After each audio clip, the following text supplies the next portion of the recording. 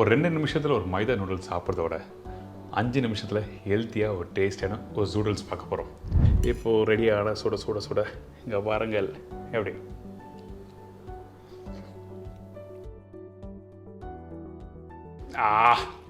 First class ஜூடல்ஸ் சொன்ன பார்த்தீங்களா? ஒன்றும் இல்லைங்க, நம்ம ஜுக்கினி வச்சு பண்ணுறது தான் ஜூடல்ஸ். எப்போ நார்மலாக நம்ம கடைக்கு போய் வாங்கி சாப்பிட்றோன்னா நூடுல்னு சொல்லுவோம். நான் ஜுக்கினி வச்சு பண்ணுறதுனால ஒரு ஜூடுன்னு சொல்லி ஒரு பேர் வைக்கலாம் சொல்லி டக்குன்னு இப்போ பேர் வச்சது தான், வேறு எதுவுமே இல்லை. கட் பண்ணினா இப்படி தான் இருக்கும், பார்த்தீங்களா? இந்த மாதிரி தான் இருக்கும். அதே மாதிரி இதை கட் பண்ணிடுறோம். கட் பண்ணிவிட்டு நான் கட்ரு வாங்கி வச்சுருக்கேன். இப்போ நம்ம என்ன பண்ணுறோன்னா, இந்த கட்டரை இப்படி தூக்கிட்டு இந்த மாதிரி உள்ளே ப்ளேஸ் பண்ணுறோம். ப்ளேஸ் பண்ணிட்டு இந்த இடத்துல வச்சிடறோம். இப்போது நம்ம இது ரோல் பண்ணால் அது நூடுல்ஸ் மாதிரி ரெடி ஆகிடும். ஆனால் இப்போ நான் இதை எடுத்துகிட்டு உங்களுக்கு காமிக்கிறேன், அப்போ தான் உங்களுக்கு தெரியும் அந்த ஷேப் எப்படி வருதுன்னு சொல்லிட்டு. இங்கே பாருங்கள், முக்கியமாக நீங்கள் வீட்டில் பண்ணும்போது நம்ம வீட்டில் இருக்க பிள்ளைங்க இருக்காங்க பார்த்தீங்கன்னா, கிட்ஸ் இருக்காங்கல்ல, அவங்களும் இன்வால்வ் பண்ணுங்கள். இந்த மாதிரி விஷயங்கள் இன்வால்வ் பண்ணும்போது அவங்களுக்கு இதை பிடிக்க வரும். அதே மாதிரி இந்த க்ரீன் ஜுக்னியை எடுத்து நான் ப்ளேஸ் பண்ணுறேன்.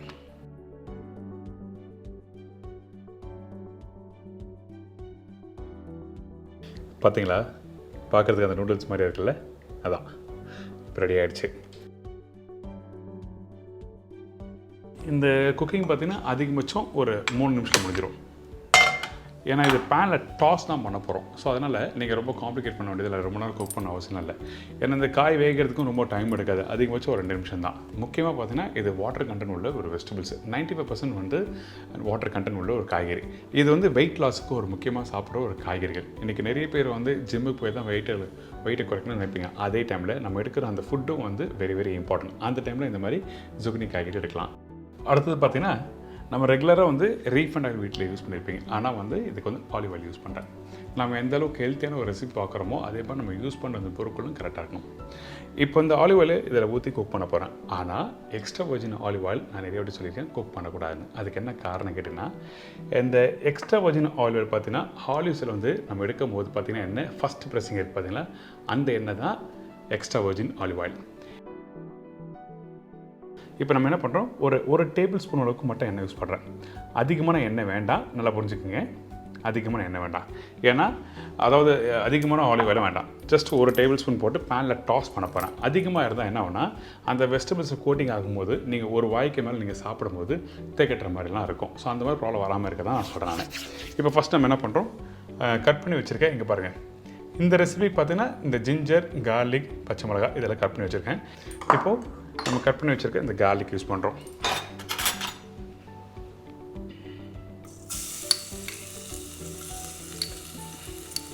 அதே டைமில் இஞ்சி ஒரு சும்மா லைட்டாக சீட்டுக்கு போடுறேன், ஒரு 1/4 டீஸ்பூன் அளவுக்கு.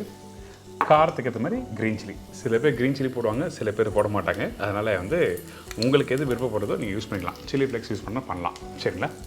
இப்போ நம்ம என்ன பண்ணுறோம்னா, இந்த பேனில் இந்த கார்லிக் போட்ட பிறகு ஜஸ்ட் இப்படி மிக்ஸ் பண்ணுறோம் லைட்டாக ஒரு 2 செகண்டு.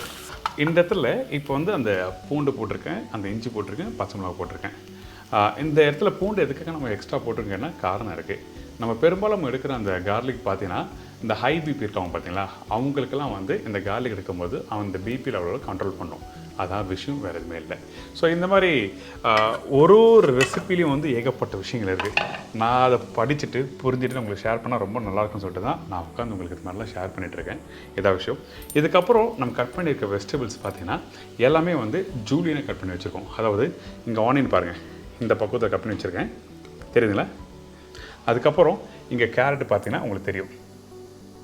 அதே மாதிரி பெல் பெப்பர்ஸும் 3 கலர் யூஸ் பண்ணுறோம். நம்ம வீட்டில் வாண்டங்க என்ன பண்ணுவோன்னா, இந்த மாதிரி வெஜிடபிள்ஸ் எல்லாம் கலர்ஃபுல்லாக இருந்தாலும் ஐயோ அம்மா சூப்பராக பண்ணியிருக்காங்களே, இன்றைக்கி எதோ பண்ணியிருக்காங்களே, சாப்பிட்லாமே, எக்ஸ்ட்ரா ஒரு 2 ஸ்பூன் சாப்பிட்லாம்னு சொல்லி ஆசைப்படுவாங்க. இந்த கேரட் கட் பண்ணும்போது பார்த்திங்கன்னா தின் ஸ்லைஸாக கட் பண்ணிவிட்டு அதுக்கப்புறம் ஜூலியனை கட் பண்ணணும், சரிங்களா? இந்த கேரட் கொஞ்சமாக போட்டிருக்கேன். இதுக்கப்புறம் நம்மக்கிட்ட இருக்க இந்த பெல் பெப்பர்ஸ் வெறும் ஜுக்கினிலையும் பண்ணலாம். இது நம்ம கிட்ஸுக்காக கொஞ்சம் அது கலர்ஃபுல்லாக இருந்தால் நல்லாயிருக்குன்னு சொல்லிட்டு தான் நான் எல்லா குடமிளகவும் போடுறேன், சரிங்களா? இதுக்கப்புறம் ரெட் கலர் பெல் பெப்பர்ஸ். இப்போ இதெல்லாம் போட்ட பிறகு நான் என்ன பண்ணுறேன்னா, இதை குக் பண்ணுற பக்கம் வெரி வெரி இம்பார்ட்டன்ட். ரொம்ப நேரம் குக் பண்ணக்கூடாது, சும்மா ஜஸ்ட் பேனில் டாஸ் பண்ணுங்கள். அவ்வளோதான். சும்மா இவ்வளோ தான் டாஸ் பண்ணணும். நீங்கள் ரொம்ப நேரம் குக் பண்ணால் என்ன வேணால் அந்த வெஜிடபிள்ஸ் குக் பண்ண அதில் தண்ணி விட ஆரம்பிக்கும். அப்போ நூடுல்ஸ் சாப்பிட்றதுக்கு நல்லா இருக்காது. நூடுல்ஸ் நீங்கள் வீட்டில் பண்ணும்போது க்ரன்ச்சியாக இருக்கணும். க்ரன்ச்சியாக இருந்தால் தான் அது வேல்யூவாக இருக்கும். இதுக்கப்புறம் நம்மளோட நூடுல்ஸ், zucchini நூடுல்ஸ், அதாவது ஜூடுல்ஸ் பார்த்தீங்களா? அப்படியே நீட்டாக அப்படியே டட்டான் சூப்பராக இருக்குல்ல பார்க்குறதுக்கு. இந்த மாதிரி இருந்தால் நம்ம வீட்டு வாண்டுங்க எல்லாம் நல்லா சாப்பிடுவாங்க. பேனில் டாஸ் பண்ணும்போது வெரி வெரி இம்பார்ட்டன்ட். நீங்கள் வந்து அந்த பேனில் எந்த அளவுக்கு குவான்டிட்டி பிடிக்குதோ அந்த அளவுக்கு மட்டும் தான் நீங்கள் இதில் போடணும். இதுக்கப்புறம் நம்மளுக்கு தேவையான அளவுக்கு சால்ட் யூஸ் பண்ணுறேன். கொஞ்சமாக பிஞ்ச் சால்ட்டு. இதுக்கப்புறம் ஒயிட் பெப்பர் ஆட் பண்ணுறேன். டைப்ஸ் ஆஃப் பெப்பர் பார்த்தீங்கன்னா கணக்கே இல்லாமல் நிறைய இருக்குது. எனக்கு தெரிஞ்சு நான் கண்ணில் பார்த்தது பார்த்தீங்கன்னா ஒரு 6 விதமான பெப்பர்ஸ் பார்த்துருக்கேன். Green pepper, black pepper, white பெப்பரில் வந்து 3 விதமான ஒயிட் பெப்பர் பார்த்துருக்கேன்.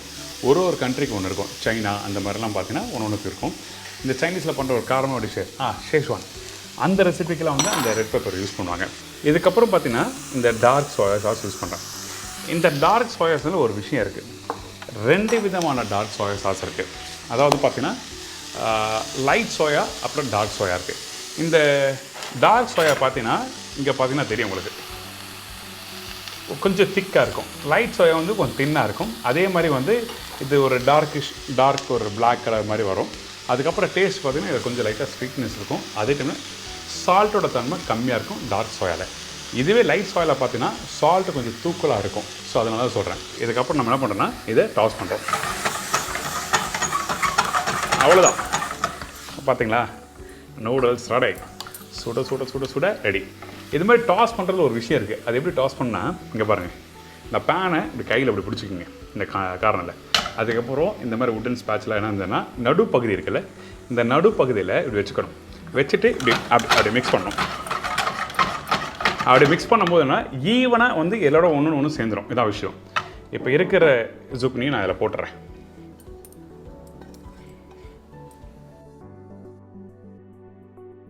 இப்போ இந்த இடத்துல வேகிறதுக்கு அதிகபட்சம் நான் சொன்ன மாதிரி ஒரு 2லேருந்து ஒரு 3 நிமிஷம் தான்.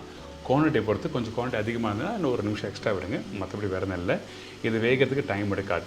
ஏன்னா இது வாட்டர் வெஜிடபிள் நான் சொல்லியிருக்கேன். வாட்டர் கண்டென்ட் உள்ள ஒரு வெஜிடபிள்ஸ். ரெடியானதை தலைவரை நான் என்ன பண்ணுறேன்னா இப்போது அழகாக இந்த பிளேட்டிங் பண்ணிடுறேன்.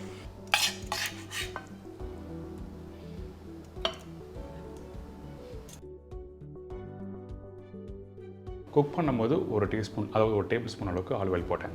குக் பண்ணி முடித்த பிறகு நம்மக்கிட்ட இருக்க எக்ஸ்ட்ரா வர்ஜின் ஆலிவ் ஆயில் நம்ம யூஸ் பண்ண போகிறோம். இந்த எக்ஸ்ட்ரா வர்ஜின் ஆலிவ் ஆயில் வந்து எதுக்காக நம்ம யூஸ் பண்ணுறோன்னா, நம்ம வந்து ஒரு மீல் நம்ம எடுக்கும்போது ஒரு டேபிள் ஸ்பூன் அளவுக்கு எடுத்துக்கலாம். அதாவது 15 ml. இதுவே வந்து பார்த்திங்கன்னா ஒரு நாளைக்கு 30 ml எடுத்தால் ரொம்ப ஒரு யூஸ்ஃபுல்லான ஒரு விஷயம் இருக்குது. நம்ம என்ன தான் நம்ம ஹெல்த்தியாக சாப்பிட்டாலும் ஒரு ஹாஸ்பிட்டலுக்கு போய்ட்டு வருஷத்துக்கு ஒரு வாட்டியோ இல்லை 2 வருஷத்துக்கு ஒரு வாட்டியோ இல்லை 6 months ஒன்ஸோ வந்து நம்ம மெடிக்கல் செக்அப் பண்ணுவோம். அந்த டைமில் கண்டிப்பாக பிளட் டெஸ்ட் எடுப்போம்.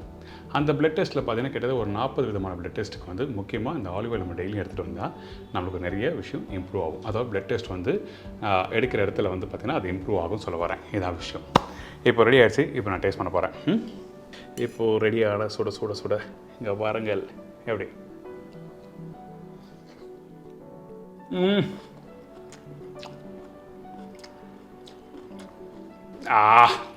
First class.